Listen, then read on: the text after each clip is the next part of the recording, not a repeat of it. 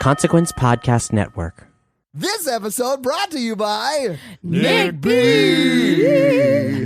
Nick B, fun fact, he subscribes to that DC universe. You know what I'm talking about? No. Well, everything now is a streaming service, and we're now at the hellscape that is cable, but now you have to pay individually for everything. Yeah. But, so you've been watching that Teen Titans show on there, but it's just called Titans. Oh. Right. He says it's really good. Okay. I saw that and I was like, oh, he's a football fan. And it was not the same thing. He probably is a football fan, but if he's not a Derby County football fan, he ain't doing it right. It's Manchester United or nothing, bloke. Oh, my God. This episode brought to you by Tom. Ooh, Tom. So today we have the brown recluse. Oh, wait. Don't we have brown recluses locally? We do. Oh, yeah, they're they terrible. are native to Nashville, and I know some people who... I've been bit by one. Have you? Uh-oh. What? Okay, so brown recluses. They are Loxus recluse. Don't check that.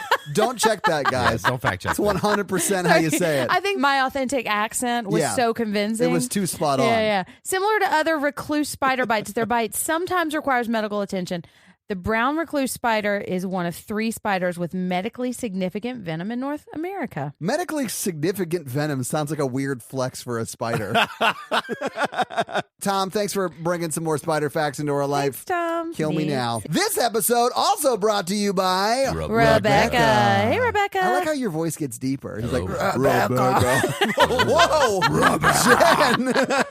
Wow. Don't get jealous, Jim. Okay. Wow. Hey, Rebecca.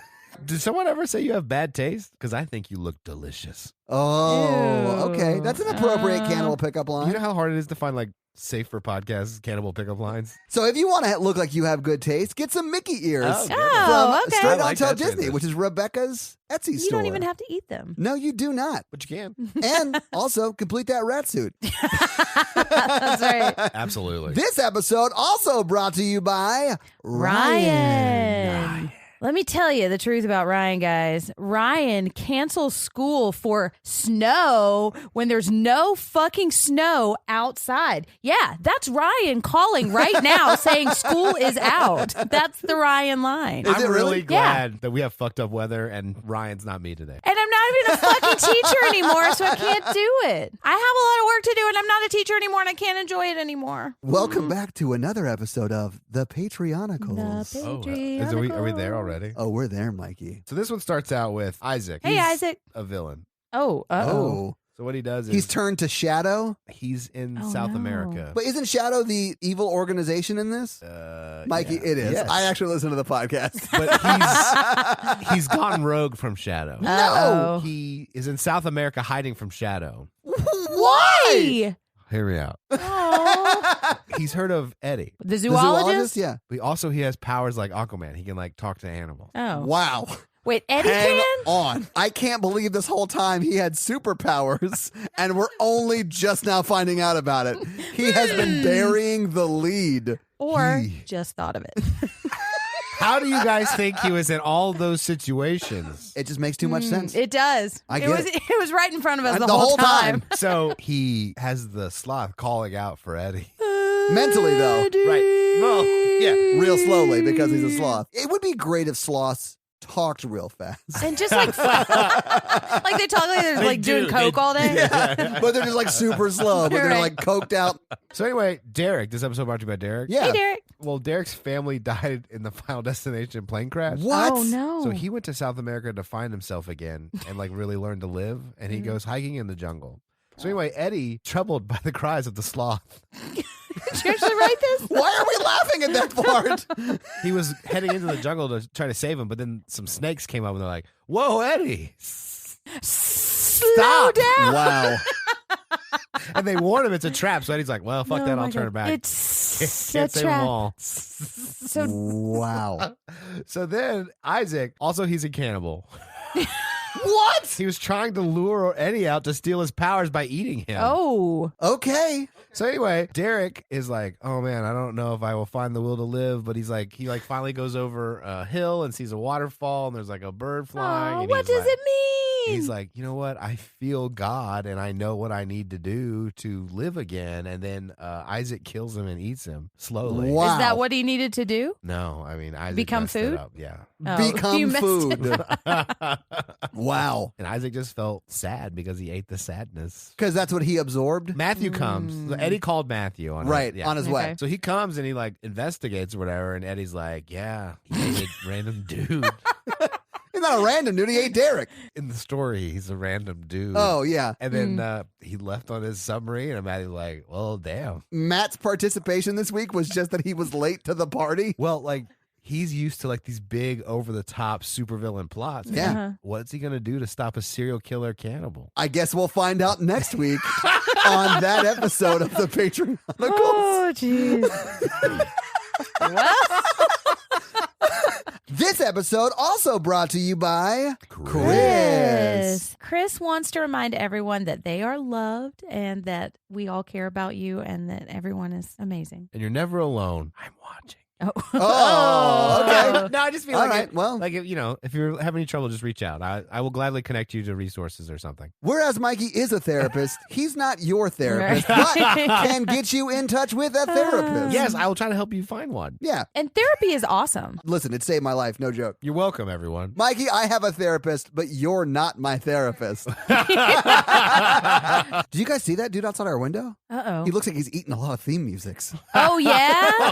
I think he's throwing up.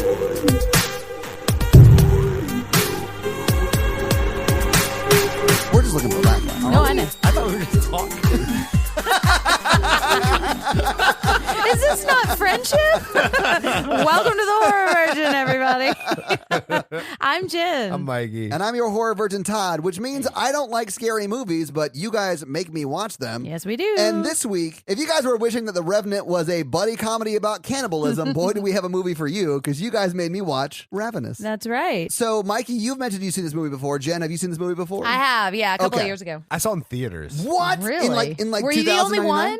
Yes. Well, because I worked at Regal at the time, so. So you didn't even pay to go see it. No. You're the reason it did so badly. We'll talk about Mikey, it. Well, I get 2 free passes you a day. had one job. So what did you guys think about it when you first saw it back then? I thought it was really unique, and I liked it a lot because I thought the humor was weird, and like I liked the journey of the main character, and it was kind of unlike anything else coming out at the time. I think Yeah. it's still unlike anything else that's out at the time. The 90s were wild about movies that were cool. And sound effects. Yeah. Jen, did you see it in the 90s? I think I saw it in college, so that would have been like a couple of years after it came out. And I remember seeing it, and I remember seeing Cannibal the musical, and I don't remember which one it was. But I don't remember very much about it except thinking that Guy Pearce was hot. And then I watched it a couple of years ago and loved it. I was Because like, Guy ooh, Pearce is hot. he is Yeah. hot, man. I get it. Yeah. He's a handsome man. Still is. Do you guys feel the same way about it tonight, having seen it already? Yeah, I really like it. I still really like it. Yeah, okay. It's quirky, but it's real unique and It's interesting. so weird. Like, I could not tell you who this movie is for,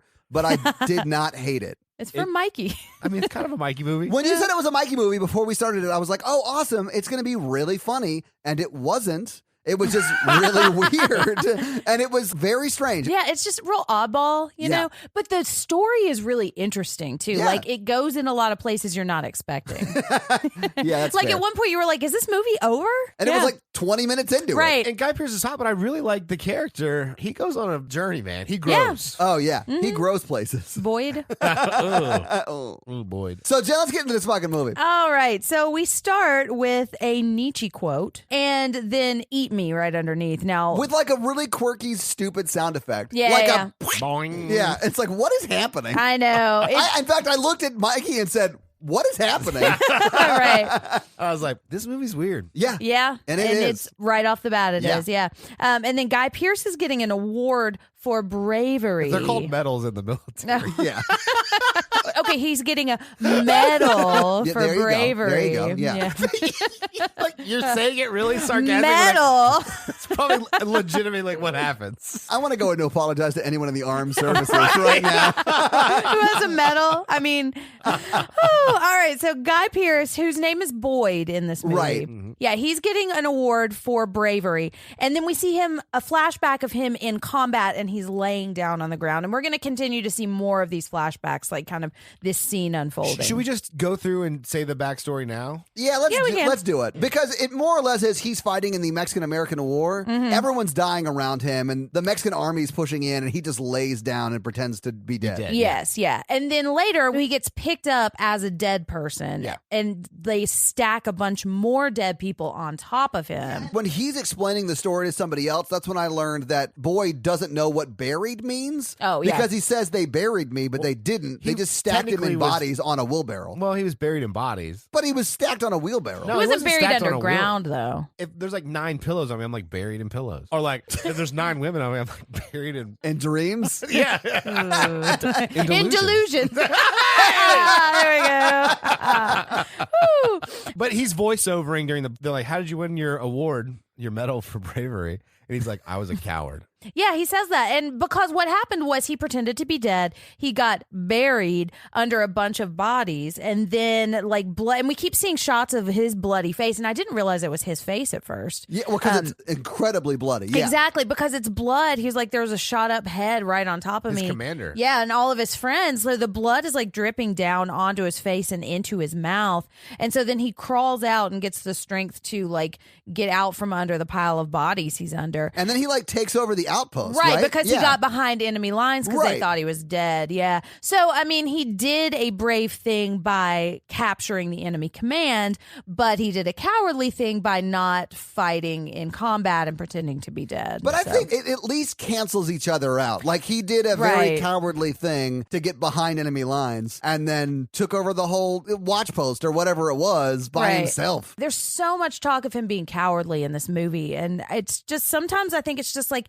self-protective stuff, you know, like if he was going to die, he didn't die Right. because he made a different choice, you Agree. know. When you look at that, there's a lot of like comparing your personal feelings versus like toxic masculinity. He's in a battle where he's surrounded on all sides. He was going to die anyway. Right. Yeah. So he just pretends to be dead. And then, like, when he gets back, and all these people were like, well, you should have died with them. You're not a real man or whatever. And, like, it's just all bravado. I would have 100% said, well, I took over the outpost by myself. You can hug every inch of my dick. He did a super brave thing, which is ultimately the command is giving him an award for bravery. Right. So, like, he actually did earn that. But the way the movie positions it is like he won this award, but actually is a coward. And I just don't feel like he actually is a coward. No, I don't his think so command- either. The general calls him. He's like, you're a coward, and I don't want you in my company. Right. Yeah, that's essentially why he gets sent to Camp Spencer or whatever, Fort Spencer. Yeah. What I like about his character is that he thinks he's a coward throughout the movie, but all he does is brave actions. Yeah. Yeah, and like survives. Well, so Leo McGarry, who is I love Leo McGarry. I do too, from man. The West Wing. And he is the general, but I call him Leo McGarry because I just love him so much. Yeah. Okay, so Leo McGarry says, "You're no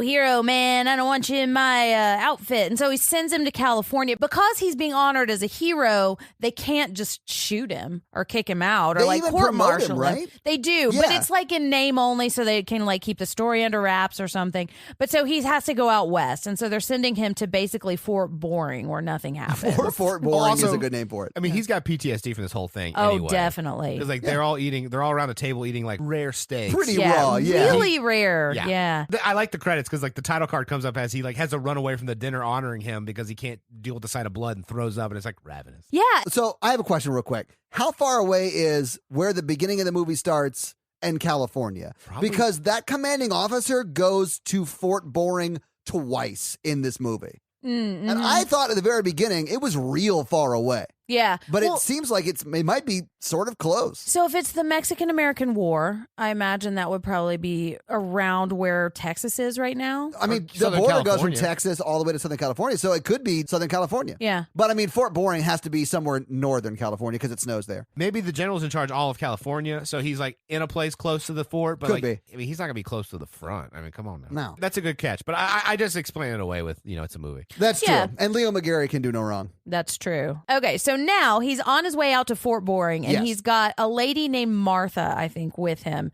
And he's in a horse, and she's got a draggy wagon. A dragon? No, Oh. no, that's guys. going to get very confusing. It's not a dragon, but it is a wagon with no wheels. It is a wagon. No, with it's just like a sled. a you guys. wheelless wagon, yeah. It's a wheelless wagon. It's like a historical thing that people use to drag stuff. You remember when you couldn't fathom what a coal cart was, Mikey?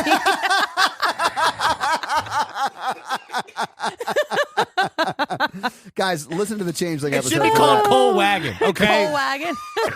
And so they get to Fort Boring, and it looks real boring. Hence the name. It looks horrible. Yeah. It looks like it's out in the middle of nowhere. It's and snowing. it's just trees. I don't know if it's snowing yet, but It's the snowing. I don't think it's snowing when he gets there. It's not. It's not snowing yet, but the mountains are snow-topped. So, guess who is the principal of Fort Boring? It's Ferris Bueller's principal, Principal Rooney. It would be one of his ancestors that would be the principal Yes. for Ferris Bueller's Day Off. Yeah. Right. And I think when we say principal, we mean like general of the fort or He's something. just like the head guy at the fort. Yeah, the principal. The reason he's out in Fort Boring is because he's not allowed within 500 miles of children. Wait, what? The guy from Ferris Bueller was arrested for child porn. What? And that's why he got sent to Fort Boring. Oh, so you're not being... That's not I'm real? not joking. What? Except about the Fort Boring part. Well, he was rich. So he didn't have to go back in time. Yeah.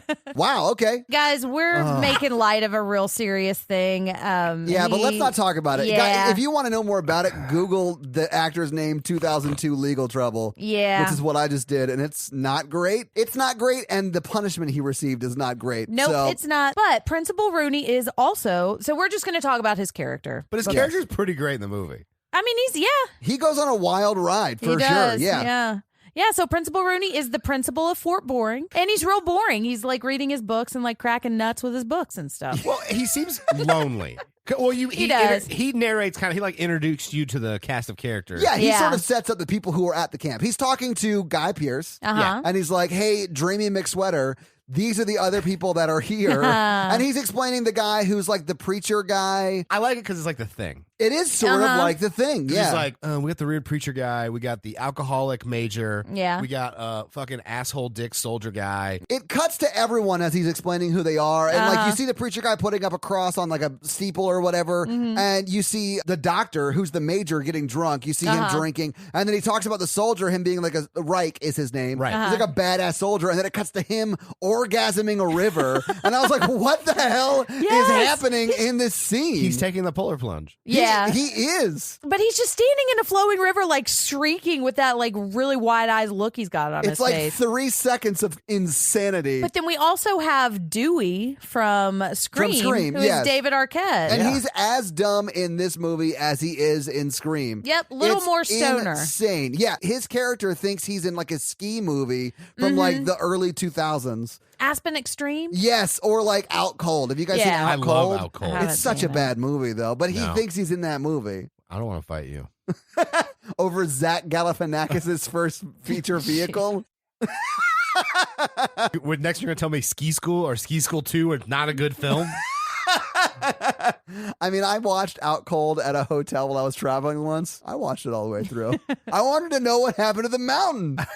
They save it. They do. They save a mountain? Well, they Well, save a an ski evil mountain. corporation. We're not going to get into it. We're not going to get into Out Cold. Anyway, so we've introduced the cast of characters that we're going to have around for the entirety of the movie. Yes. And by the entirety of the movie, I mean the next 20 minutes. We also have George and Martha. That's who true. are the indigenous people. Oh, you mean the locals, The as they locals, call them? Which I uh-huh. guess is They fair. came with the place, meaning we built this land on their home. Or they lived here first. Yeah. I will actually give to this movie. There's no like negative stereotypes or making fun of native. Like there's the characters don't belittle. They treat them as Right. equals. That is true, and they sort of do acknowledge that this is their land. Like they call them locals. Yeah. Although I wouldn't Well, say that's it's why I great, kind of like this but- movie. Like everyone in this fort, like just does not give a shit about like anything they're doing. No. Well, And so they're like, this is their land. We're just here to like, we were told to be here. except well, for Ives. Yeah, Ives talks about Manifest Destiny Yeah. towards the end and how it's like this he's great, the wonderful villain thing. of the whole I movie. mean, you're not wrong. I'm just saying that it is addressed. Yeah. When you're that isolated with that few people, you kind of just start accepting people, you know? Oh, yeah. It's almost like if you surround yourself with people who are different than you'll be more accepting of those who are different than you. Exactly, because you start to see them as human beings. But so he's talking about how Fort Boring is basically the Overlook Hotel for pre-Civil War army forts. Because In what way, Jen? no because way. they get real isolated in the winter and they run on a skeleton crew. Okay. but like Yeah. the thing. It's like the thing where they're like, it's the winter, we don't see anybody. Can you two stop shoehorning in your favorite horror IP into this movie? All right. So now we see Boyd kind of walking out into the snow, and it's so pretty. It is. But it also lets us know how isolated they are. Yeah, because they're super isolated, but it is very pretty. It's just all white. But this is when we get the extended flashback that we've already talked about. So the Colonel is like really trying to be friends with Boyd because you can just tell he's kind of lonely. Yeah. Well, And you want somebody that's not insane or drunk all the time. And that's pretty much the rest of the cast of characters that are at this fort. And Boyd does sort of explain to him how he got the medal of cowardice or bravery or whatever. Yeah. Yeah, he says, how'd you get your medal? And he says cowardice. Yeah, but then that's when we see the rest of that flashback that you were talking about. Yeah. And I think that the Colonel is pretty accepting of who Boyd is. And they seem to develop a real friendship before everything goes to shit. Yeah, it seems like a pretty cool place for having nothing around or going on ever. But they're like having dinner. Like he's like, so what everybody do today? That scene was so stupid because it was just Principal Rooney saying, what everyone do today? And then David Arquette laughing like a stoner and then scene. Yeah. That's real dumb. Well, it just kind of shows you like, they're not really doing much. And they're not really friendly either. Yeah, because they asked Boyd like what his hobbies are, and he's like swimming, and they're like, not much of that in the mountains. So they are sharing a drink from drunk Knox. Yeah, because Major Knox passes out, and they're like, hey, let's go drink some bourbon. The Colonel's like, he's got really good bourbon. Yeah. Let's steal it because he's drunk. Yeah. And he's like, is he going to care? And he's like, probably not. Fuck it. Who cares? He's drunk. Who gives a shit? Also, I'm his boss. So. Yeah. But so while they're having a drink, he's kind of talking about how like they've escaped the world and this is kind of an isolated, peaceful place if you want. And then Boyd sees something out the window. I do like that this movie immediately gets to the crazy. Me too. It goes from him getting there. We probably have about 7 minutes of him meeting the cast of characters and seeing the camp. Just establishing. Yeah. And then boom, Ives is there. I guess it's Calhoun at this point. It's Calhoun. But in my head canon, it's like been a couple of days. No, I think it has been a couple days. But we don't spend 40 minutes in the movie. Right, that's what I'm saying. The movie likes to truck along. It moves. Yeah. I like that. All right, so we see somebody out the window, and it's a man, and they go outside, and he's like laying on the ground all like hurt and stuff. Well, and hypothermic. Well, and they bring him in, and they put him in a big tub of water, and you thought that it was like a big hanging cauldron over a fire, and they were going to cook him. They did have a big hanging cauldron over a fire, and then the next thing you see is him getting into a big pot. So I think it was stew shadowing. Oh my God, it was stew shadowing, Mikey. Mm-hmm. Delicious stew shadowing. Well, because you said, I thought they were going to make stew, and I was like, well, not yet. And not from that guy, but maybe that's how we got the idea. I mean, I guess that's fair. It is a good stew shadowing. So now Boyd notices that there's blood on his shirt, but they're saying that the frostbite didn't really get to him too much. So kind of noticing he looks like he's in pretty good condition. Yeah, he's in pretty good condition considering. Yeah. Yeah. And the next day he's awake. And so they help him get some clothes on, and then they start hearing his story. Oh, I thought this was just later that night because he stands up butt-ass naked in this movie. And I was like, there's no way a woman didn't direct this because every man is hairless and he's completely ass naked. Yeah. Yeah. I do like that Jenn didn't take the bait on my female gaze comment. Nope, not going to do it. Actually, I think they were picking him up to put him in bed. No, he stands up of his own volition. I think he does because I saw his ass. Busted. We got her. Wrap it up, boys. But Dr. Knox man is drunk and does not ever see him, which is going to be important later. Right. Yes. Yeah. But so he's starting to tell his story. First, he's asking where he is, and they say he's in the Sierra Nevada mountains in California. And then he starts crying, and he says his name was Calhoun. He was out there for 3 months. And they're like, 3 months without food? You look pretty good for not having eaten in 3 months. Well, and then he says, I didn't eat food, or there wasn't any food, but... Yeah, he said, I said no food. I didn't say there was nothing to eat, which is ominous. It is very ominous. Yeah. Yeah. His story is that 6 people in his party left in April, and there was a guy in the party that said he knew a shorter route, and I think the guy was Ives. Colonel Ives. Yes. And so by the time the first snow fell, they were like 100 miles from where they were supposed to end up, and so they took shelter in a cave, and they were going to wait the snowstorm out, but turns out the snowstorm turned into forever, and they eventually ran out of food. So they started eating the oxen, and then they ate their horses, and he even had to eat his poor dog. Oh. And then they started to eat their belts and their shoes. Because they're leather. Yeah.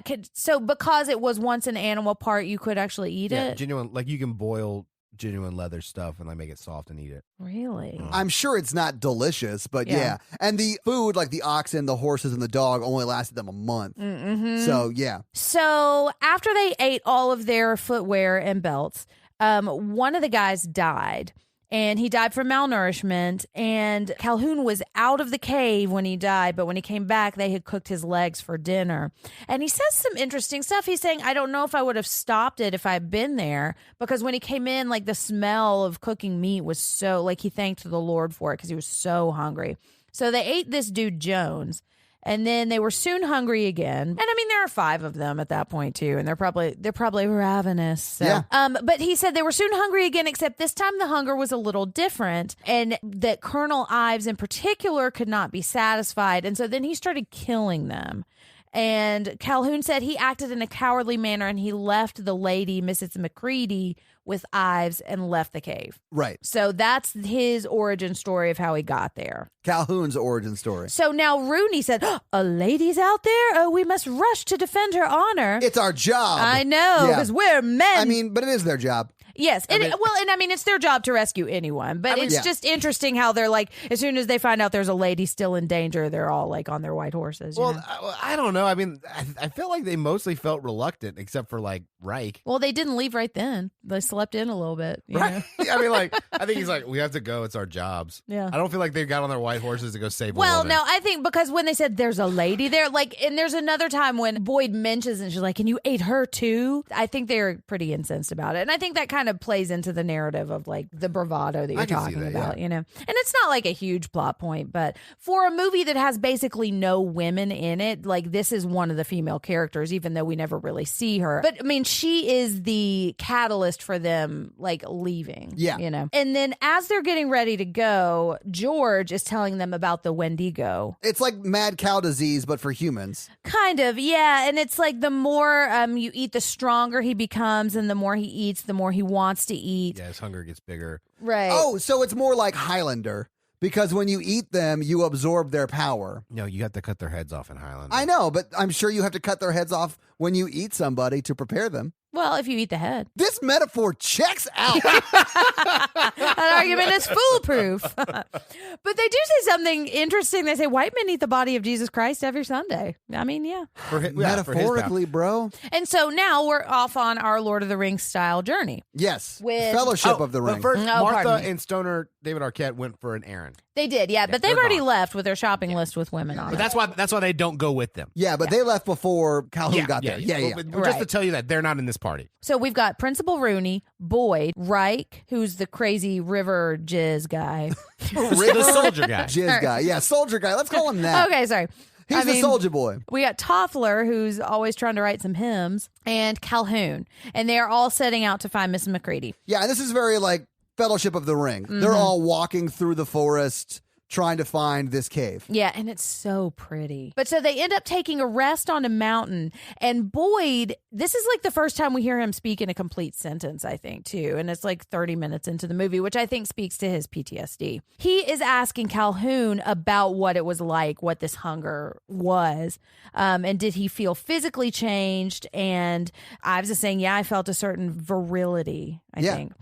And I think the reason he's asking this is because Boyd, when he was buried under the stack of bodies, the blood was like going, he said it was going down his throat. So, I mean, he drank the blood of someone else. And so maybe that's what gave him the strength to like crawl out, because he said something changed in me. And so I'm wondering if he's kind of like, yeah, I've tasted this hunger before. Or if he's already like, quote unquote, a cannibal. Yeah. Or if it's like the seed has been planted in him, you know? Yeah, I sort of saw it as he knew he was like mentally a little fucked up at this point, and he was wondering if there was a way to cure that. But I think you're probably right. Could be. I mean, I think Boyd has like a self-esteem problem.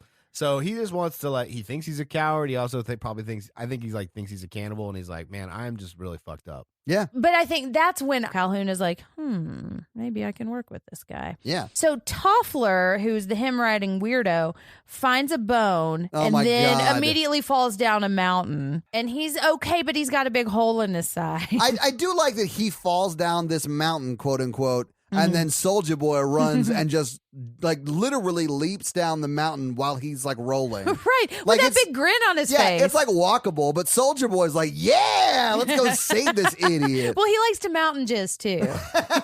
Some people are just clumsy, okay? Wow. I And did not mean to adventure-y. offend you, Mikey. I'm so sorry. So now they get back to camp and They're like bandaging up Hymnal Boy. Toffler, yeah. He's got Toffler, a giant wound in his side. He does, yeah. And so they're doing a little talking. He's demanding bourbon for the pain. But then it's in the middle of the night in the tent, and Toffler starts screaming.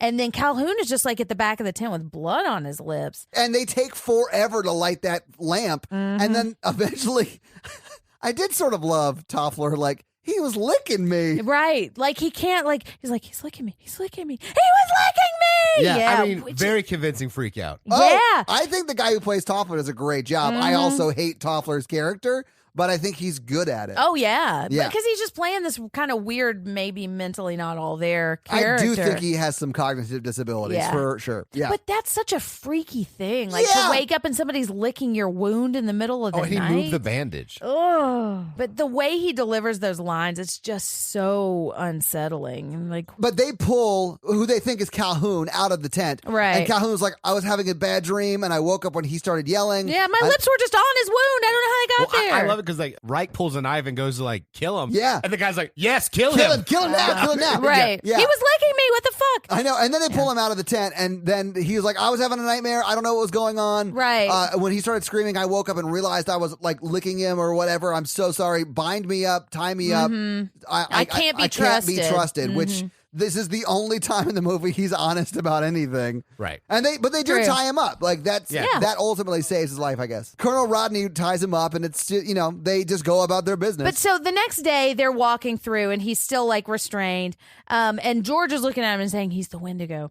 And so they get to the cave. And this is when we started to notice that the music was a little bit insane. No, I mean, the music's been insane the whole movie. I know, but this is when I wrote it down. Oh, man, But it's bad. There are parts that I really love it, and then parts where I'm like, this is really They were weird. close to doing something really cool. I have a fun fact, kind of, where they were like non-professional players, so it was kind of, and they were going for more of like a social. I find that really easy to believe.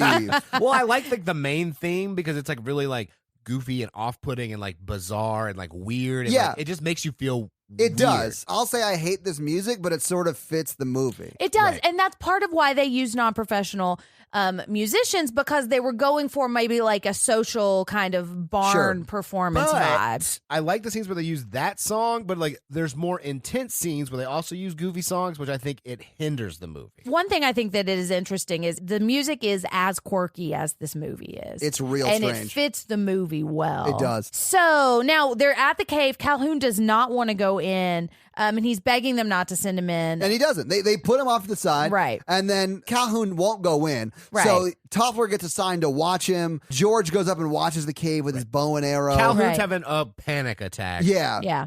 And then they send in Soldier Boy, and they have to send an officer, so they send in Dreamy McSweaterface. And the colonel actually like apologizes. He's like, "I'm sorry to send you in there, but like we need somebody else to go in there." Right. And I can't do it because I'm scared. All right. So Reich and Boyd are in this cave, and it's very tunnely. And so they go It's down. very wet. And you gotta get in the hole. Ooh. Not doing this as above, so below again, man. I love it. Not gonna Tell me trick more about this me. cave. Well, there's a campfire in it. Yeah, there is. it's not going, though. It's No, out. it's not. Yeah. It's deserted, but there's blood. There's like a trail of blood. Ooh. And then they follow the trail of blood and they find a real deep hole. They do. Yeah, they do. And then Soldier Boy kind of squeaks down into the Yeah. real deep hole. We were all like, fuck that. I'm not going into that hole. Yeah, at all. I've Right. never said that. Yeah. And as you can see, like once. Jeez. But so once they like light the lantern and you can see a little further into the hole, you realize it's really not that deep. It's Yeah. just like a Just perfect deep fit. black Yeah. hole in the ground that you don't want to go into. It's probably like 7 feet deep. yeah, 7 yeah. inches deep. So it goes down in there, and at this point, it's kind of cutting back and forth. So let's just talk about what happens inside the cave first. Okay. They're inside the cave, and Reich is following along. Boyd's like, fuck that, I'm not going down in that hole. So he stays out. So Reich finds a bunch of clothes, and you said playing cards, right? Yeah, they were like, it was like an ace of spades, and it was just like cards. Yeah, like a living quarters is what this Yeah, thing it's is. almost Yeah. like someone was holding them hostage down in that place and then killed them all and ate them. yeah. Because when he finds the skeletons, or he finds a head first, Yeah. right? And that scares him. And then he stands up with a lantern and you see 3 skeletons sort of hanging like you would. Oh, is it 5? It's 5 because that's Sorry. when he figures it out. Oh, that's right. So he sees the 5 skeletons hanging like you would hang up meat to like dry or Yes. whatever. And then he's like, oh shit. this is a trap. Yeah. Calhoun is the Wendigo. Right, because there were 6 people in the party, and his story was that Colonel Ives was still in the hole, and so that would leave only 4 people dead. So this math does not check out, and that's how they know that Calhoun is actually Colonel Ives. Right. And all the bones look like chewed on, and it's like, oh yeah, it's pretty rough. It's pretty effective, yeah. But they start to rush out of the hole as quickly as possible. It's like Mikey on a second date. Second date. That's just called. What is this mythical thing you speak of? Is it just pulling out? Yeah. It's a trap. It's always a trap. Anyway, all right. so let's talk about what's going on outside. Yes. 5 people have been in this hole before me? Ugh, it's probably a lot more than that. Oh, Mikey. you stop counting once It's you the hit rule of 3, 5. so there's like 15 skeletons At least in that hole. At least 15 in that hole, Mikey. So outside, Calhoun has been walking around, and he's kind of like his panic attack. He's still kind of. But he's not having a panic attack. No. He's casting a spell on Toffler. He's like shaking his hands weird. Wright and yells, like, it's a trap. He's come. This is an ambush. Like, he's Because like, we they're gotta in the save everybody. cave, they can't hear it. right. Anyway, so they're outside the cave, and Toffler is getting the spell cast on him. And then you see Calhoun go and dig up something. He's like, literally looks like a dog digging. Yes, right? he does. Yeah, You don't see what he digs up, but this is when everyone outside's like, what the fuck is Calhoun doing? Because at a certain point, he stands up just like all confident now, not having his little fake freak out. And then he just picks up a giant knife and stabs Rooney with it. Yeah, stabs him right in the stomach. Right. And then starts to like saw upwards, if you will. And then George pulls out his like axe and throws his axe trying to kill him. So he pulls the colonel over and the axe hits the colonel in the back. Yeah, so he's gotten stabbed and axed. Yes. Yeah. And he's in a bad way. Yeah, he's in a bad way. So he kind of falls down dead, quote unquote. And then Calhoun picks up the colonel's gun and shoots George. So George is dead. Yeah. And then he looks at Toffler, and Toffler's like, oh, whatever shall I do? I hate Toffler. Yeah. Well, he just freezes in fear. He does. Which, I mean, is an understandable reaction. And maybe that's why he's not on a battlefield right now. Yeah, that's why he joined the clergy. And so they sort of have this weird moment, and Calhoun raises the gun to shoot him. The gun doesn't go off. Right. It's like an awkward moment. Yeah, and he's like, oh, I hate it when it does that. And then, He's so annoying. but this whole time, Toffler's holding a gun, and he's not shooting it. And then when Ives is like, run, he drops his gun and then runs away. Yeah. And then, of course, Ives chases him. Yes. And now this is when Reich and Boyd get out of the cave. Finally! I know. And Boyd immediately goes to see Principal Rooney and see if he's okay. And he's like all bloody all over his face. And he's is not dying. quite dead, but there's nothing they can do for blood. him. Yeah, like Right. he is on his way out, right? Yeah. So Soldier Boy is going to chase after Ives, and Sweater McDreamy Face is just there trying to like hang out with the principal. Right. He's trying to help. There's nothing you could do for him. Like Which the is most, what Soldier Boy says. He's like, come on, there's nothing you can do. right? Like the Right. most help you could be is to shoot him in the head, Right. like, Yeah. just to put him out of his misery. And we could still try to help Toffler. Right. yeah, Yeah. and so they start to chase after him. Boyd Yes. does it reluctantly. Yes, with some jaunty music. And this is when This it was. is where I don't think it's good. I Well- don't think it's good here either, because it seems like they're chasing chickens around a chicken coop for dinner. And I sort of get the metaphor, but it's not. I don't know. This could have been really scary and really creepy, but it's played more like a Benny Hill sketch. That is what it sounds like. Well, and so the one thing that I do like about this is because they are running and they're running and running, and then they stop and there's nothing, and you can see around, they don't see anything in the trees, and then they hear Toffler scream, and that's when the music changes and it gets more ominous. Yes. And I think it happens after they find his gutted body, and that I think I like the change there. I'm not crazy about the like silly music before, but I like the contrast because once the music does change tone, I think now it's like, oh shit, this is fucked up. But anyway, they finally do catch up with Toffler, and Toffler's like been gutted. Yeah. And it looks like his heart has been removed, although you don't really see it. He took a to-go Toffler. Yeah. He got a little like styrofoam box. He's just running away with it. So they then run off and look for Ives. Yes, but now they're just going to kill him because they're not trying to save Toffler anymore. Yeah, but they're going to kill. I mean, Exactly. You want to kill that person. Right. Yeah. And Boyd's Well- like, I don't think we should be. Let's just go back. Well, they get to these cliffs and they're like about to make me sick because they're very high cliffs. I'm so I hate scared of heights. heights. Yeah. Yeah, and this is when Boyd says he wants to go back. Right. Which is, I think, a self-protective thing, which could easily be read as cowardly, but I think it's him just saying, I don't want any more of this situation. Toffler's already dead. Well, he looked around, it's like, this is obviously not a good spot. He's planned this. Maybe we should, I mean, like, I don't think he's using those words, but I mean, like, I don't think it's cowardness to turn back. I don't think it is either. It's self-preservation, which is what he has been doing his whole life, right? Soulja Boy is like, he wants to kill this guy because he's already seen him very briefly and shot at him, so he knows he's over there. Mm-hmm. But so then we see Calhoun back closer to the trees, and he throws his giant knife at Reich, and then he ends up falling off the cliff. Yes, because he gets hit by the knife, and then it's like, and falls off the cliff. And then Boyd shoots Calhoun, and he falls down, and we think is dead. And this is when Todd said, is this the end of the movie? I was like, what is happening? Boyd's at the edge of the cliff, Calhoun's coming up and being ominous, and he gets shot in the shoulder, or like the chest. Yeah, I thought he got shot in the heart. But so we think he's dead, and then he just sits up with blood coming out of his mouth and smiles at him. And it's really creepy. And at this point in the movie, I'm like, what the fuck is going on here? Yeah. And Boyd only has one bullet, apparently. And so he's like, oh, shit. I mean, those guns did take a long time to reload. But Boyd is brave in the moment. He shot him. Yeah, he did. And he's also brave right now because he throws the gun at him and he's like, leave me alone. And Ives, or Calhoun at this point as we know him, is like, no. Yeah, no, I'm evil. I know, and I'm going to eat you. Right. So this is when Sweater McDreamyface jumps off a mountain into just trees. Yeah, but like real high up. Yeah. Like I thought, oh, he's dead. The first time I watched it. Same. Yeah. Same. But he falls on trees, and we see him bouncing through like a bunch of branches. And what did you say? This was like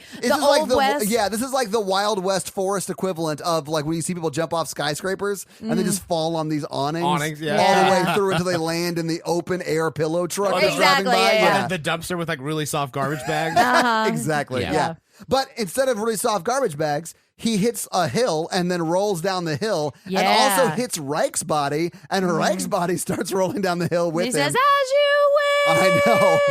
And because it's that kind of hill rolling. It is. And then they eventually land in like a pit, and Reich is sort of hanging upside down like the skeletons he saw in the cave. And then he starts choking Reich, who you thought was dead, starts choking Boyd.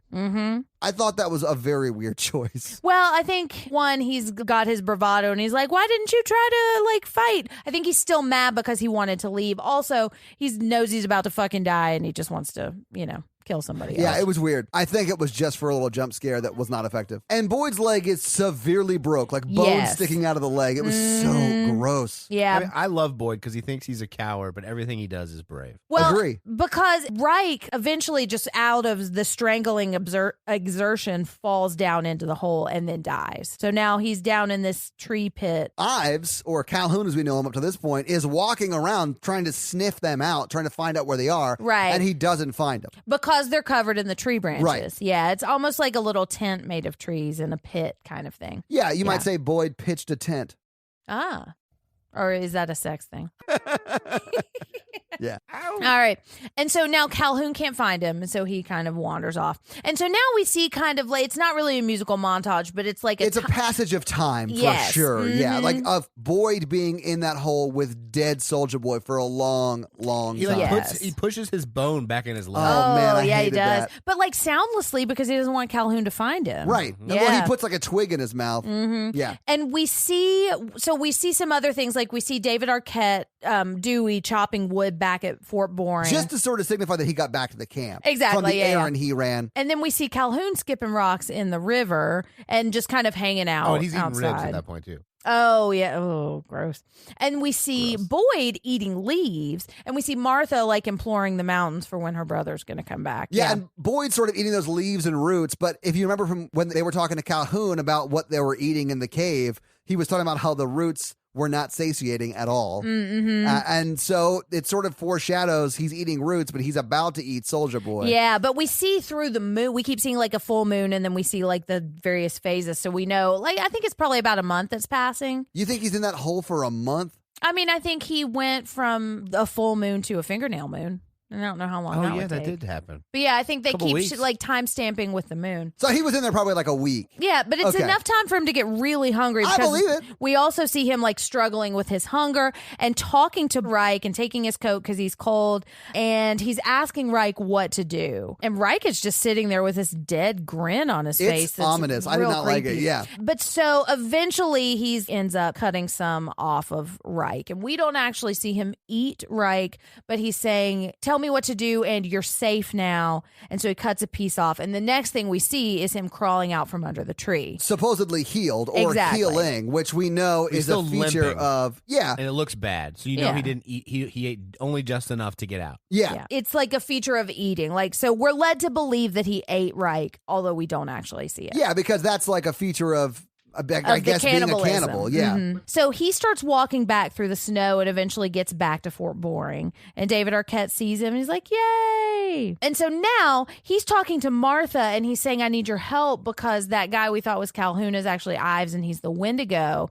And I'm sorry about your brother. I didn't kill him. And Martha says, you can't stop the Wendigo. The Wendigo must eat more. He takes, but he never gives. Yeah. Well, she says all Wendigos have to die, and he's like, so Right. you see him like, oh, I gotta die too. Yeah. So then we see John Spencer there. Yeah. And he says apparently they went to go investigate the cave, but they didn't find anything. And they have 4 missing soldiers, but no explanation. Right. And so he's trying to figure out what happened. And Boyd has told him everything. And he's like, no, that sounds crazy. There's no way that happened. Is this where John Spencer's giving him the opportunity to like recant what he was saying? Yeah. That Right. sounds honestly He said- crazy. Like if you came into this situation and someone was like, "Oh yeah, a Wendigo ate them," I'd be like, Right. "Oh, you're crazy as shit." Exactly. So yeah, he's just giving him an opportunity to like recant all that. Well, and probably just like he gave him the opportunity to make an official story about when he got behind enemy lines. So Yeah.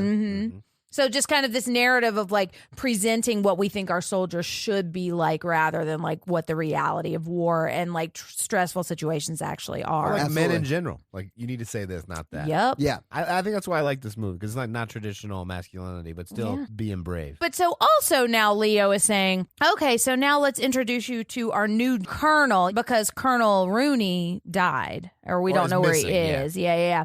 And so the new colonel walks in and surprise, it's Ives. But he's real cleaned up. He is, and looks great. very evil looking Yeah. too. Yeah, and I remember watching that for the first time and thinking, "What the fuck is going on?" Oh, I did too. I was like, Yeah, what? and being like really chilled by it too, because like this, we're still like halfway into the movie. So I was like, "What the hell?" And I love like the twists that the story takes. Yeah, I didn't necessarily see that coming, but when I saw him, I was like, "Oh, that makes sense," because he does mention Ives was the one that told the original party of people that first got eaten, told them to go that direction. Right, that he knew the secret shortcut. Yeah, so like when they introduced, I guess now Colonel Ives, I was not super surprised that it was Calhoun. Right. But cool touch. Well, yeah. And I like Boyd because he doesn't back down. He's like, that's the guy. Yeah. Well, first he faints on the floor though. Well, I mean, Yeah. Yeah. Still, Which I mean, I can imagine. he's Like, dealing with some shit. Oh, But, yeah. I mean, like, Yeah. when he gets up, he's like, no, because that's the guy. He's Yeah. he's in a rough few days. Yeah. Yeah. You're not a real man unless you fainted on the ground. This is what my dad used to tell me. But yeah, so he stands up and he's like, "No, that's the guy who was killing and eating people." Right. They're like, shut up, crazy guy. Yeah. Right, You're yeah. an idiot. But he says, "Well, I shot him. It would leave a mark." Right. Check And- his shoulders And or so, whatever. to their credit, they do actually check his shoulder. Yeah, and then we have to watch him unbutton all 98 buttons on his tunic. Or do we get to watch Oh, him God. unbutton all 90? This is a thirsty Jenn movie for I mean, sure. it is a little bit thirsty, Jen. Yeah. You were because- born in the wrong century because Mr. Layers over here. You would love a 90 bucks I jacket. honestly would love a tunic style jacket like that. They're awesome. Yeah, you've been wanting a Civil War jacket ever since our Lost Boys episode, huh? I would break so many buttons all the time. They made them better back then, man. yeah. I can break anything. Even hearts. So he does reveal both shoulders very slowly and seductively, yes, he and both does. of them are clean. Clean. Yes. There's no wound on them. Look at They are Jen. She's Jen intact. smiled when she said I that. fucking love a shoulder. Yeah. Ooh, I so mean- clean and hairless. There's no cold shoulders over there. Ugh. Where's the winner? Oh. So we see his shoulders. Yeah, and so pretty much they think Boyd is insane. Right, exactly.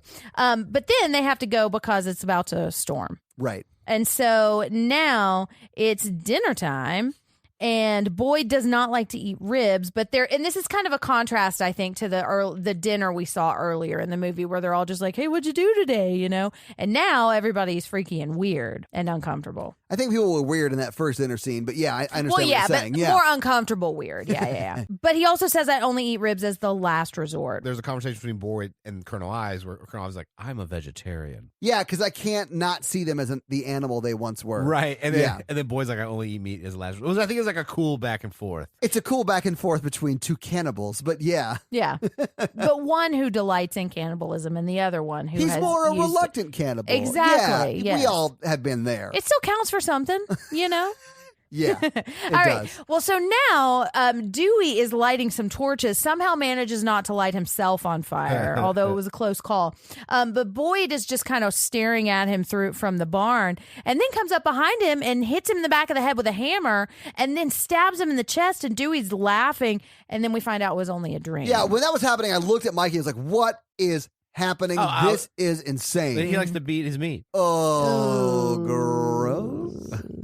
Well, and I think this is kind of seeing that the hunger is in Boyd. Right. Oh, you yeah, know? it definitely is. Mm-hmm. Because even when I was watching it tonight, I didn't remember that happening. And I was like, what the hell is going on? I don't remember that. It cuts back to Boyd and he's like really disturbed by the dream. And Yes. it just shows that like Ives is not evil because he became a cannibal. He's evil because he's fucking evil. Yeah. Boyd is not the same guy. Right, exactly. Well, and it's interesting too because in a lot of cannibal movies, the fear is getting eaten by the cannibal. But Boyd, what the danger for Boyd is getting turned into a cannibal, Right. which I think is just a different element to it, you know? To Mikey's point, Ives was a bad dude his whole life. Right. Or a whole Right. adult life or whatever. And he became a cannibal, so he is just a bad cannibal. Boyd was a good guy his whole life and just happened to become a cannibal and sort of handled that the way a good person would handle becoming Right. a cannibal, which I realize is an insane sentence to say aloud. But at this point, it's like he accidentally drank blood and he ate a little part of a guy's leg who was already dead. to survive, Right. yes. He didn't murder the guy to eat him. Right. But Ives is all about that murder. And so now they're sitting around outside. They've just had kind of a chess dinner or something where it got real tense for a moment. And so then Boyd goes outside and sits outside with his knife that he's like not letting out of his hands. I love this sequence because he is like sitting outside with his huge fuck off knife staring at Ives. No, I like that. Yeah. I like inside more because he's like falling asleep with his eyes open. Oh, and then, yeah. Like, Ives finally stands up. He puts his knife, and then like Martha puts her knife to his throat. And is like, Yeah. don't kill anybody, please. Yeah. Also, this is when we see the first instance of the sweater, which Oh, yeah. I am a fan of. That man can wear a sweater, Mikey. Dude, and it's the same color as his eyes. Oh, it's so dreamy. Guy Pearce can get it in this movie. But so he's sitting outside holding his knife, and then Ives comes out just all nonchalant, evil smarminess, smoking. Yeah. And then Dewey just kind of walks through awkwardly. He's like, I'm going to bed, guys. But I love the conversation that they have, and I love that they have I it love at this this part. point in the movie, and it doesn't drag out till the very end. Because Ives is saying, hey, I found your Reich up there. This is when he said you didn't finish him. So basically saying, yeah, I am who you think I am. Yeah. You know, you're not crazy. The I am jig what is- you accused me of being in front of everybody, but they Right. don't know, but you Exactly. And he monologue. He takes a puff of a cigarette, breathes in the winter air, and he's like, I couldn't do that for a long time. Exactly. His backstory is complicated. I'm really excited to dissect it because I think you're gonna like it once we start really talking about it. I mean, I watched the movie. No, but I mean, I think there's aspects you don't realize yet. Well, we'll see. I mean, he talks about the backstory right now. You want to talk about it? Yeah. Because his backstory is that he had tuberculosis. Right. Yeah. And he had headaches and he had depression, which I always think it's interesting when we see a man on screen talking about having depression, because I think that's something we should talk about more. Sure, but he's pretty much listing everything that like a Young Life commercial would say as a symptom that you need to get essential oils for. Yes. So it's like this Tuberculosis. huge, wide range of things. No, I'm just saying like the range of things. Oh, yeah. Yeah. He went from like tuberculosis to like depression to Suicidal ambition. right Suicidal to ambition. not thriving to like whatever. Yeah, and headaches. Yeah, and headaches. Yeah. Yeah. Hey, I get headaches. I feel you. Yeah. Well, thieves oil on your feet. It'll knock that right out. then he That's because says, that's like- where your biggest pores are. He's in the army and he made it. Oh, I know my shit, man. I know. You actually use essential oils. Yeah, I mean, yeah. So he talks about like, well, he heard from an Indian guy that like if you eat the flesh of another, you steal their spirit and it heals Yeah, your you wounds. absorb their Right. strength. Yeah. Mhm. So he's like, well, I ate the Indian guy. Yeah, I And had this to is- try it. And then the way he talks about it, like when I first watched the movie, I thought it was the Indian guy on their party. But he says the party's different. Like he ate that guy to heal himself, and then he ends up guiding this party out and eating all them. Yeah, like he told the party that he took on the different path, Right. quote unquote. He took them that way because he wanted to eat them. More people, yeah. Yeah. Right. He's evil. Yeah, because he grew stronger and he was like, what else can I do? How much more stronger can I get? But he said he started to feel better and he got a virility. And this is the second time he says virility. And he says happy. Yeah, cannibalism cures depression, guys. But you heard it here first. I think Young Life actually has a cannibalism oil. Oh, It's God. the blood of children. Oh. Ooh. But like concentrated. So only a few drops on the diffuser. Oh, my God. Yeah, or you can rub it on your feet. I like we lavender oil. It's very relaxing. Some of them smell good, yes. Mm-hmm. But so now he's saying, and Boyd, I know you've already tasted its power too. Yeah. And Boyd is saying it's wrong. And he says morality is the last bastion of a coward, which I think is really interesting because he's saying, like, he cuts his hand. Boyd cuts it. He comes close to Boyd and Boyd slashes at him and cuts his hand. Yeah, and then he like holds his hand up in He's front like, of Boyd's "Ooh, face blood." because he knows Boyd hasn't fed in a while. Right. And we've also seen Boyd sort of fight off a craving when we saw that little Yeah. dream sequence or whatever. So like He's got a bloodlust. Yeah, it is impacting him, right? Mm-hmm. And he says that He says the scent always jogs the memory. That's what it is, yeah. And you've felt the potency of someone else coursing through your veins, which is just real evil. and honestly vaguely sexual. Yes, there is kind of a sexual undertone to this. The way they die, absolutely. Yes. Yeah. Yeah. But so Boyd knocks him down at this point and tries to cut his throat with a knife, but then Martha is on it because she Yeah, don't fuck she won't let him around. have it. Yeah. And so then drunk sheriff says he's under arrest, and Deputy Dewey, can you come arrest this man? Dewey's not a deputy. I know, but Well, he doesn't he scream. places him under arrest. But he's the guy. But he can't arrest him himself. He's got to get somebody else to come Well, do he's it. Right. drunk. Right. Exactly. But like also, I mean, like I like Boyd. He just says he's like, no man, this guy's evil. These guys, like he's like doing this that they drag him out and put him in chains. Yeah. But I do like that they think Boyd, who is the good guy the entire movie, is just crazy. Right. And it's a good way to get around. I mean, I guess it is sort of playing on the trope of no one believes the guy who's actually right the whole movie until it ultimately leads to their downfall. Like it very Right. much is that model of a movie that we've seen in a lot of other movies, but I feel like they do it in a pretty effective, believable way. I'm kind Right. of with Jen, where I think it makes a good dichotomy between like the Ives is like traditional masculinity and Boyd is like. a complete person. Yeah, well, like, his bravery is still bravery, but it's not like traditional masculinity, and Sure. like, and the way he acts is different. So like, and they're not used to it. So I really like the metaphor here. So now they're looking for Cleves because he's missing. So Martha is running around. So now Martha goes to the barn door and she sees all of the horses have been butchered and they're hanging upside down, just like in the cave. Just like you would hang meat. Yep. But we just saw a curly-haired doctor bandaging up Calhoun's hand. Yeah, so it can't have been Calhoun that did that. Exactly. Unless he did it like a day ago. and it can't be Right. Boyd. So she goes to tell the major, and while she's doing that, we see blood start to drip on her face, and then she looks up, and Dewey or David Arquette is on top of the roof, and he's been gutted just like Toffler was Yes. earlier. Yeah. It's very gruesome and gross. Yeah, and so the major immediately thinks it was Boyd because, I mean, who else would it be? Also, Major is a drunk dick. Right. So, and then he goes and punches Boyd for killing Dewey and his horses. And this is the first time we hear the insane 90s punch sound effects that I'm so glad are in this Pow. movie. Yeah. I didn't really notice it. Oh, man, Oh, it's yeah, I so noticed that. insane. It took me out of the movie. It's honestly sounds like someone is punching like a, I don't know, loose watermelon. It's like wet and thumpy. Ladies. So many jokes. But you guys Wow. know the sound effect when you hear it. But that's every 90s movie with punching in it. Yeah. It's true. not just this movie. So now they've got Boyd arrested and he's chained up, and the major says that Boyd is going to have to be transported to a prison.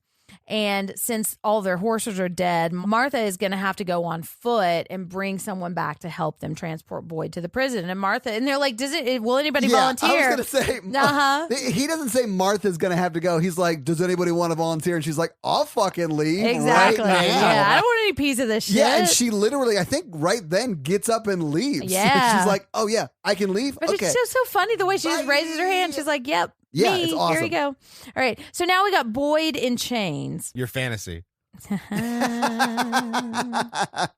Gross. I mean, that sweater. So now Ives is cooking and Boyd's trying to get someone's attention, and the Major has noticed that his sword is missing. Yeah. And so Boyd is asking, when was he supposed to kill the horses? Yeah, when he was did this happen? Ives the whole time. And then he yells for the Major. He's like, Major, I just want to know you're still alive. You yell back, and he's like, fuck you, Boyd. And he's like, oh, thank God. Oh, okay. Yeah, because they're like in two separate rooms. Like, Right. the Major's in the kitchen room with It's a kitchenette. Yeah, with Ives, who is cooking. Yeah. And Boyd is like in a, I think it might be even in a different like house or different building. But he's isolated. It's close, right? And then the Major walks back over there and he's like, shut up. I'm not talking to you. You're the bad guy, and closes the door. But so we're seeing somebody moving in the background. Yeah. And we can't tell who it is. And it is pretty eerie. Well, I honestly thought it was Ives because he's I did going too. back into the room that Ives is in cooking. So I was like, oh, that's just Ives. But you see him holding the sword. Yes. So I assumed that Ives was now holding the sword. But as soon as the Major Knox gets back in the kitchenette room, we see Ives like stirring the pot. And then you hear the Major die. Yes, but we see that it's not Ives that does it. Right, but you don't see who it is just yet. We do it in like 30 seconds. Yeah, because the door opens and then surprise, it's Principal Rooney with blood all over his face. Right, the door to where Boyd is. Right, Yeah. right. And he's like, I bet you thought I was dead, huh? We did. Yeah, we did. Yeah, Yeah, we and all did. he's the one who killed Cleves and the horses. And so then we get a little bit of his backstory. He thought he was dead and he was like drowning in darkness, but then he woke up and Ives was feeding him, and at that point it was too late to go back. Right. Because he like your choice was either keep eating or die. So he just went with it. I did sort of like, maybe it's a little bit later than this scene, but when Boyd is talking to Principal Rooney and Principal Rooney is like, well, it's hard to make friends as a cannibal. Oh, that is when it So happens. like, why? Let's just be friends. Like, Exactly. can We're just- going to get you in the fold. But first he's Exactly. like, but I feel terrific. Yeah. Yeah. And he does. But they want to bring Boyd into the fold. And so Yeah, because Boyd's like, you're going to kill me. And you're like, no. No, Here's we our think- evil plan. Yeah, we've seen you in a sweater. We want to keep you around. Our a little evil plan is longer. just to bro down with you until summer when Yeah. people are going to be passing through this fort. And they're like, we're not going to kill indiscriminately. We're not going to break up families. Yeah, we'll Exactly. just kill drifters and loners and whatever. It'll be Yeah. delicious and great. And while all this is happening, because what you're saying is what Ives is saying to him to try to Right, convince him. exactly. And in the background, Principal Rooney is just hacking the shit out of this body. And I didn't notice it, and I Yeah, think I until I pointed watched it it out. this time. Yeah. It's like, fuck, that's really dark. But that's one of those like humorous, like black comedy moments in this Right, movie. sure. I'm like, shit. But this is when he starts talking about manifest destiny and westward expansion. And I think there's a real clear metaphor there between cannibalism and manifest destiny and people. Well, European settlers coming over and thinking this is just theirs for the taking and they can do whatever they want and they can destroy things that are here if it makes them stronger, and that's okay. And so what we've been talking about, Ives just sees this as opportunity for him rather in a way that Boyd doesn't, because Boyd is just trying to survive. And I get the feeling that Boyd would work on the land in peace with what is around him because he's concerned with just maintaining his own life. But Ives wants to take over. Also, I think this is where Boyd goes from just defending himself to like, oh shit, they have an evil plan. Yeah, Like, this is I've bad. gotta stop Yeah, them. and I I have have to to kill stop them. it. Yeah. Mhm. Yeah. But and an interesting thing Ives says here is he says it's not courage to resist, it's courage to accept, and that kind of goes into the coward theme that we've had going with Boyd. Yeah, but he tries to spin this web about, you're being a coward by not joining us. Right, exactly. You're taking the coward's way out by not giving into your cravings and whatever. It's Right. just a bunch of crap, man. Like I It hate is. it. I mean, I like that Ives was saying it, but it makes me hate Ives even more. Because it's presenting courage as doing whatever you want, no matter who you hurt. Which is Yeah. like, I like the metaphor of like the masculinity thing. Yeah. Yeah. Which is why I think this is a feminist movie, because it's painting that in a negative light. I really like it because I'm masculine, but I'm not like traditionally masculine or like toxically masculine. Because like I think I'm like I do brave things with my career and like, but it's like helping people. It's like not traditional roles for like a man and things like that. Like I mean, yeah, I like absolutely. to help people and be kind, and I think that's very brave and like not traditionally masculine. Like I don't think I need to go out and like kill people or like save, No. like. Although I would say that people who do that sort of work are brave, like police officers or people in the armed services or whatever. Like there is bravery in that. I mean, bravery is such like a wide swath of things, Right. because bravery just requires fear to stand in the face of stuff, right? Exactly. So like it's fine,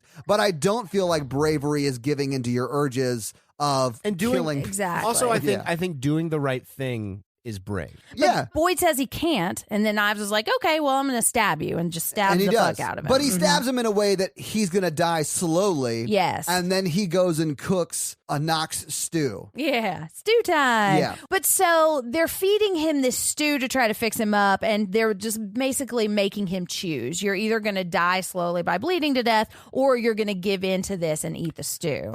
And I he like does. this scene, and I like to think that he is thinking about it, and he's like, well, if I don't live, there'll be no one to stop these people. I think that's why he eats. I think that's why he eats. There's no dialogue that says that, but I feel like that is conveyed in this scene. So yes, I agree with that completely. Yeah. Because he's sort of looking around and like hearing them talk about their plan, and then he's like, fuck, I gotta eat. Right. So he does doing eat a little bit. He's doing something he wouldn't agree with to get to a point where he can do something right. Right. Exactly. Because we're going to see later on, it's not that he's afraid to die. Right. I think he just wants to do the right thing. He just wants to make sure that these people don't hurt people. Yeah. Right. But now we see like a couple of days later or something, he's feeling better.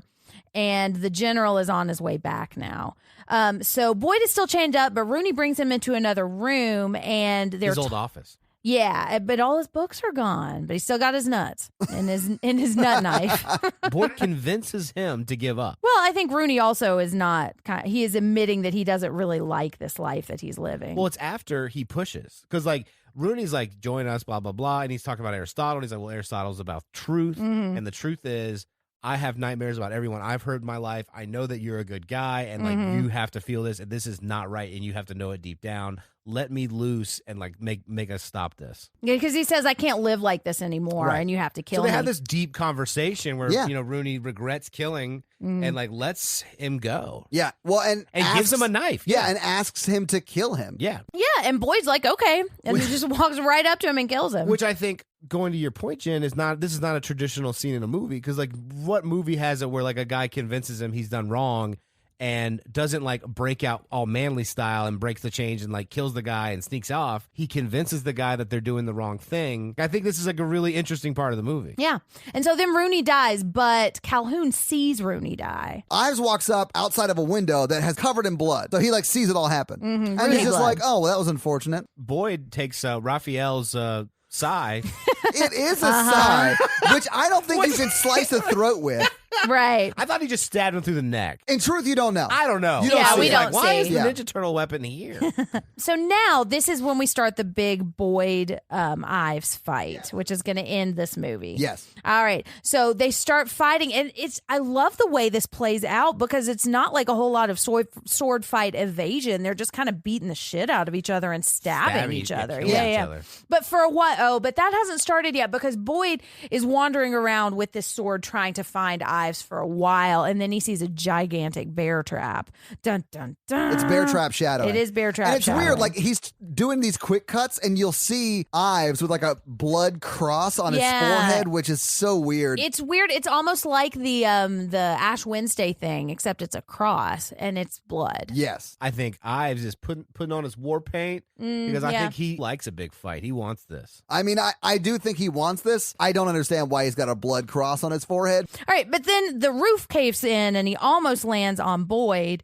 And this is when, like, Boyd gets him in the gut with a giant pitchfork. And I was like, oh, he's dead. But I guess they have, like, cannibal strength now. Yeah, or they're something. cannibal powered. Yeah. So Right. they can Yeah, take a cannibal lot of superpower. damage. The Yeah. power to cannibal. Yeah, so Boyd pulls the pitchfork out of Ives, and then Ives stabs him, and then like they just like fall on top of each other, Right. and like Stab are each other multiple stabbing times. each other. It's Yeah. a very weird, vaguely sexual scene. It is. Because they're kind of just, like, facing off, and they're not really trying to evade each other. No. They're just trying to beat the shit, Yes. stab the shit out of each other. Yeah. Because he, like, meat cleavers him in the arm. But it also looks like these are actually hurting them. Then Ives stabs Boyd in the back with this, like, Teenage Mutant Ninja Turtle knife, and kind of, Yeah. and then the roof collapses on Ives, and Boyd is able to get away, and he goes into the barn where Right. he's found the giant bear trap, and he's just kind of sitting there waiting.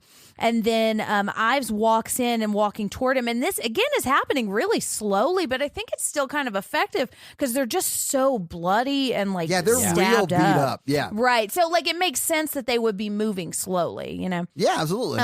But then they look really closely at each other for, like, a couple of minutes, and there's a very, like, kind of erotic tension between I even the two said, of them. are they going to kiss? Yeah. And I mean, they're hot. They so. didn't, but they could did. have. I didn't read it like that vibe. I just you missed out, Mikey. I It's real mean, good. I think you could read it that way. I don't necessarily think I do because they're really close to each other. And then Boyd pushes him down into the middle of this bear trap and uses his head to like smash the To trap. hit the trap, yeah. Yeah. And so it closes on top of them, stabbing them both and trapping them. And I love the dialogue that happens after this. And I wrote it down because he's like, that was really sneaky. And he's saying, if you die first, I'm definitely going to eat you, which is what you said. Right. You Yeah. were like, he's going to eat him and get strong enough to break out of that trap. Yeah. But then he says, the question is, if I die first, what are you going to do? Which I think is really interesting and kind of just like plays into the theme of Boyd's arc in this movie. That literally is the morality play that we're watching. Right. Yeah. And he says, bon appetit. And now we see Leo McGarry showing back up. Yes. Who is the general guy? Yes, yeah, yeah, Martha. Mm-hmm. Yeah, and Martha, because she went to go get them. Right. Yeah, so yeah. she's bringing them back. And I think there's some other guy too. Yeah, he's like chief of staff. Right. Because like I've seen him in his telescope, and he's like, "Ooh, breakfast, lunch, and reinforcements." That's Oh, right. that's yeah. right. They Yeah, plan to turn the general into a cannibal. Mm-hmm. Or eat the general. But the general just helps himself to some people stew. And becomes a cannibal. Yeah. And we don't see any more of that, but we're led to believe it's like an ominous undertone to the continuation of this story. And so then we see Ives dies. He exhales for like a long time. It is an uncomfortable length of exhale. I yeah, know. it's an insane breath. It's got some good breath support though. Yeah. Yeah. It's one hell of a diaphragm. Yeah. Let's see how long Mike can keep going. I've heard that before, Ah. and I did. And then And I'm done. and so after he dies, Boyd is just kind of laying his head down and chilling.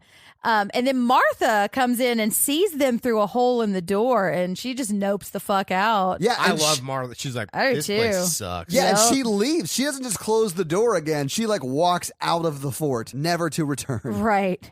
And then Boyd dies. Yes. And that's, And then the, that's the movie. movie. And roll credit. Yeah. So having seen the movie and talked about it, what do you guys think about it? I really loved it. I still really like it. I like seeing stuff through Jen's eyes. I thought it was silly and a dark sort of comedy. Yeah. Horror movie? Question mark?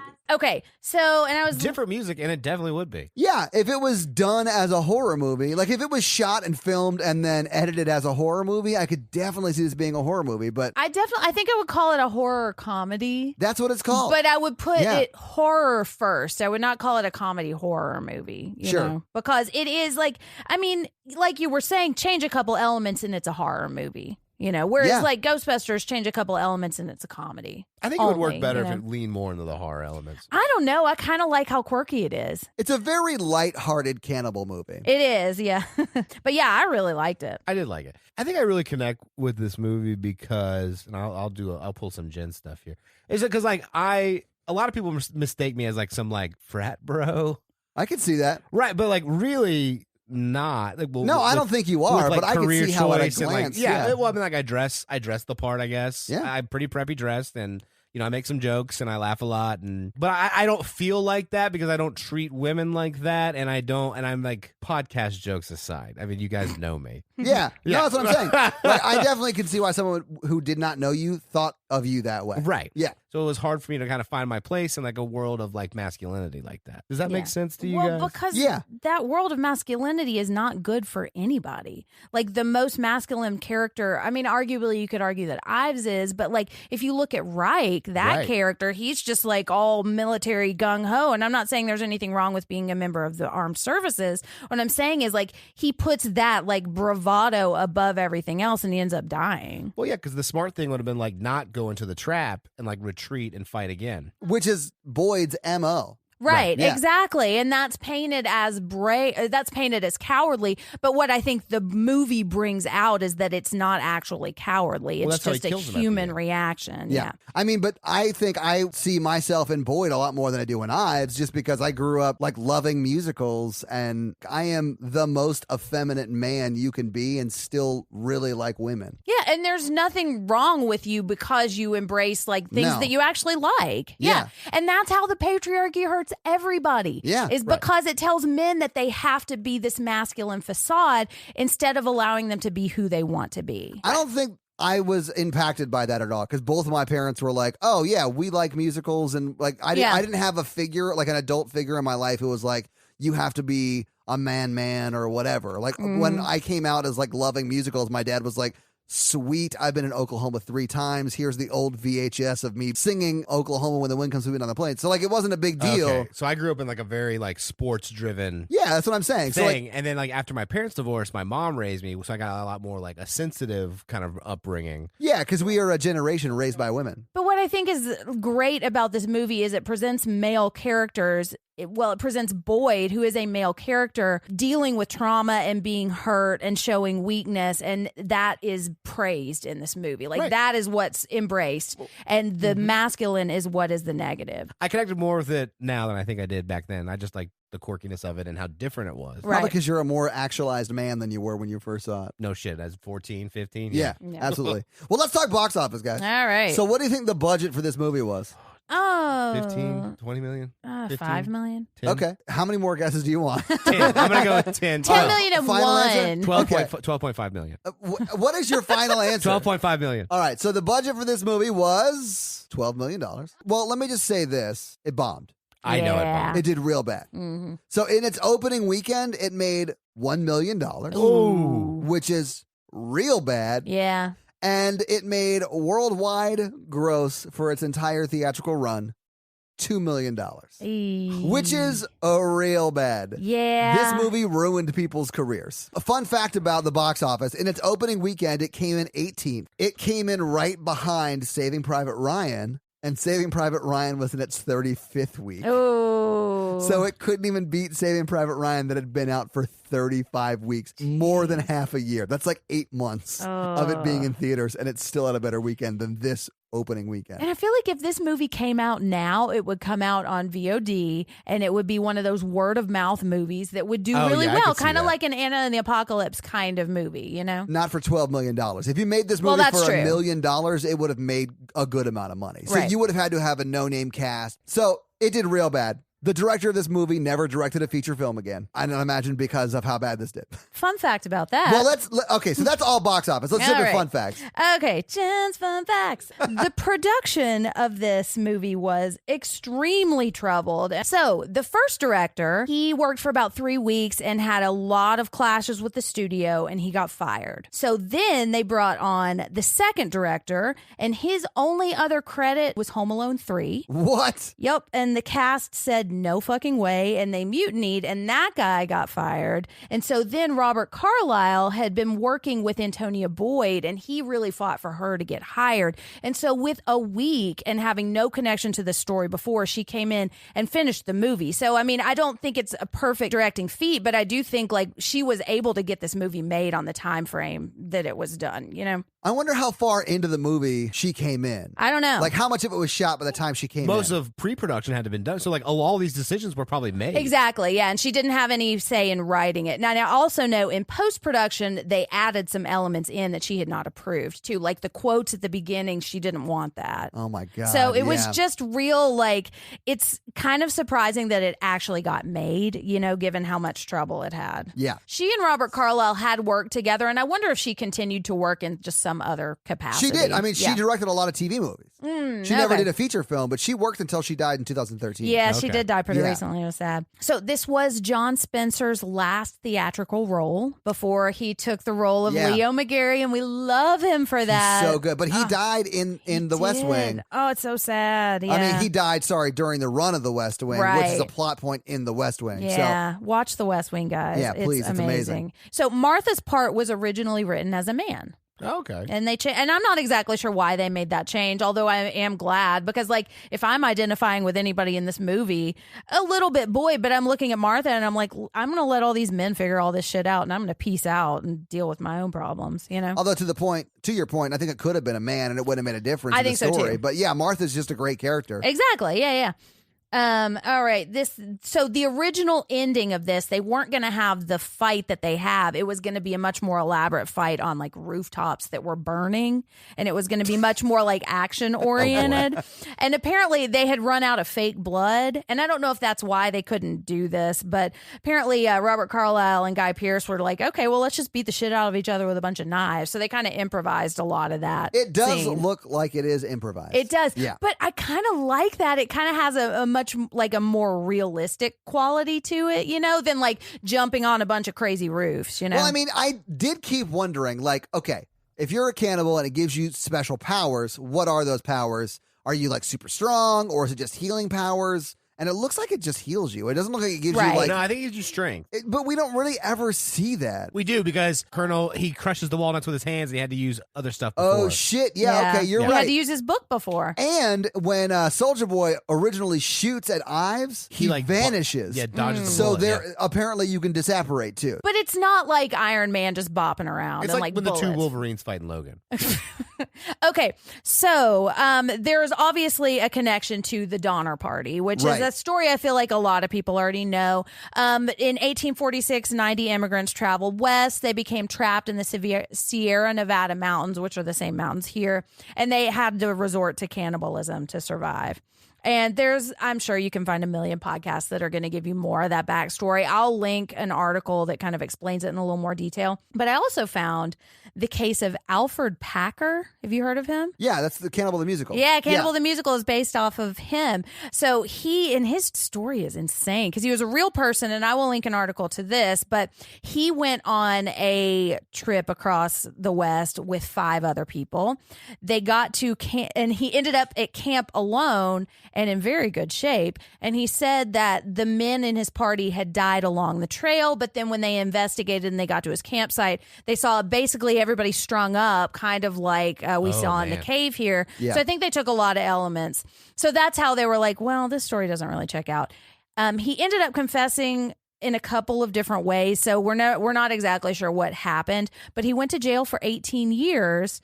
But for 9 of those years, he escaped, and he was on the loose for like 9 years. And then I'm not exactly sure how the time frame lies up. But and it was sort of Old West time period. So, yeah. It was, yeah. That's Alferd Packer, which I thought was really interesting. And I'll link more information about that. And just watch Cannibal the Musical. It's the South Park guys doing a musical about a cannibal. It's worth watching. Yeah, absolutely. Yeah. All right, and then I'm also going to link some more about the Wendigo or the Wendigo, which is a mythological spirit or creature from folklore from the First Nations Algonquin tribes and said to invoke acts of murder, cannibalism, and greed. So that is a real legend. We saw it in Pet Sematary. Yes. And I will link some more information about it.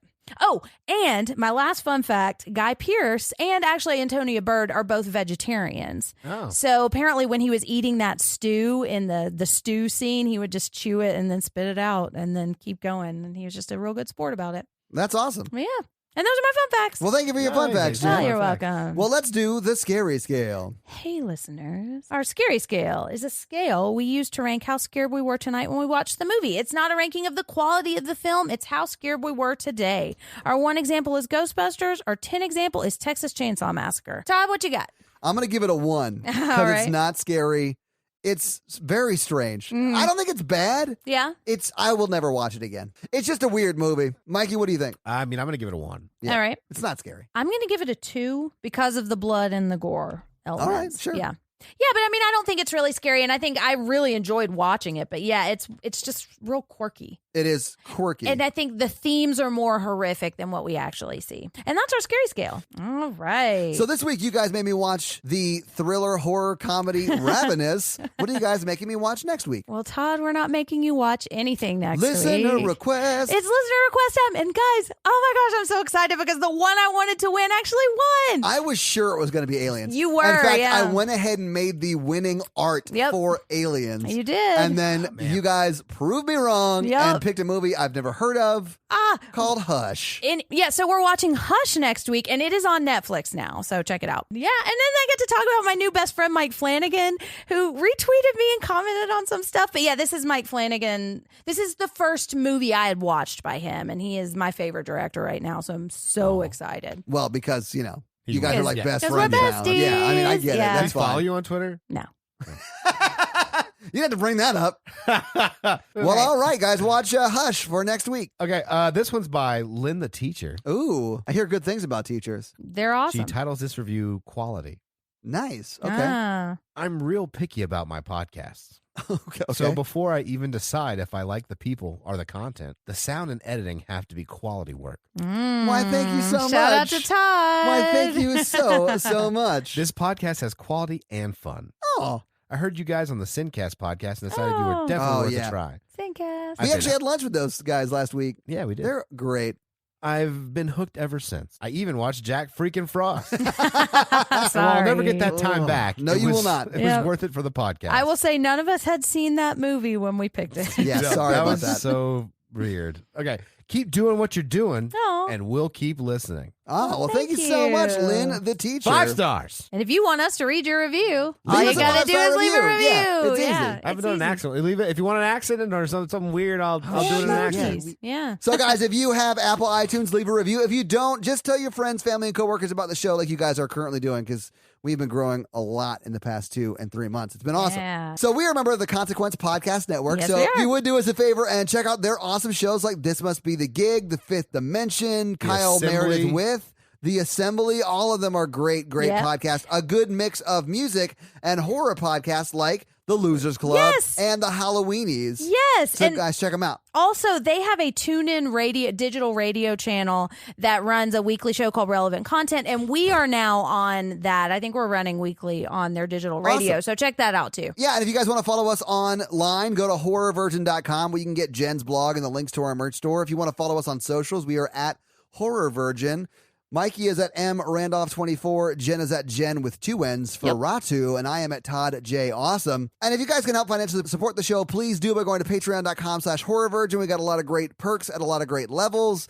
We do 2 bonus episodes a month. Yeah. We got a lot of great bonus video content. Jen's been doing an Outsider series. Yes. So there's a lot of great stuff on Patreon, guys. So check out and help support the show if you can. If you can't and you still want daily free content, go to the Facebook group and join there. There's like 600 members now. It's awesome. You guys are Yeah. amazing. It's an amazing community of a lot of great, like-minded, fun people. It is. It's really cool. Yeah. And that's going to be it from us tonight, guys. It's snowing. It is snowing, I can yes. confirm that it is. I have to drive home at 11:30 at night in the snow. So thank you so much for joining us tonight. This was so much fun. I love this movie. I'm Jen. I'm Mikey. And I'm your horror virgin, Todd. Have an amazing week. Bye! Guys, I'm hungry. Cannibal nerds! The stew did look good. What was your fun fact about that? I said it. Oh, that he spit it Yeah. out? I needed to shoot after stew from Gross. Guy Pearce. Hang on 1 second. You would let him mama bird it into your baby bird Ew. mouth after chewing it up? And it was people. I like celebrities. I mean, he is pretty. Did you see the sweater? I get it.